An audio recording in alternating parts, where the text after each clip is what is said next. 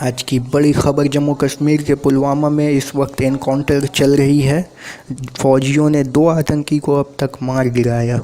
खबर है पंचमहाम इलाके में मुठभेड़ चल रही है और 1 से 2 आतंकवादी के छुपे होने की खबर है।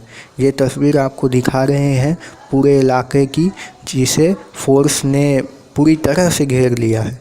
अब तक फ़िलहाल 2 आतंकी की मौत हो चुकी है और पंचमहाम इलाके में फ़ोर्स ने हर तरफ से घेर रखा है और खबर आ रही है कि 2 आतंकवादी अब भी छुपे हुए हैं और एनकाउंटर जारी है।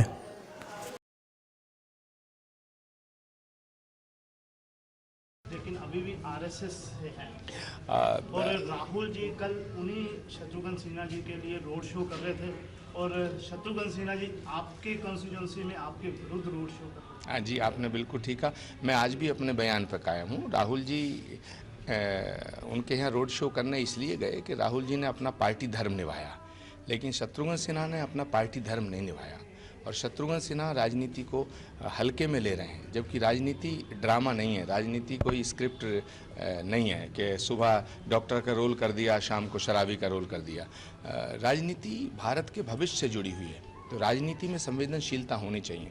राहुल गांधी का बड़प्पन है कि उन्होंने शत्रुघ्न सिन्हा जी को इज्जत दी, लेकिन शत्रुघ्न सिन्हा को भी पार्टी को इज्जत देनी चाहिए। संत जो है वो राजनीति में आ रहे हैं, कितना उचित मानते हैं? देखिए, साधु संत भी देश के नागरिक हैं। साधु संतों को भी राष्ट्र के राजनीतिक परिदृश्य पर अपने विचार प्रकट करने का अधिकार है।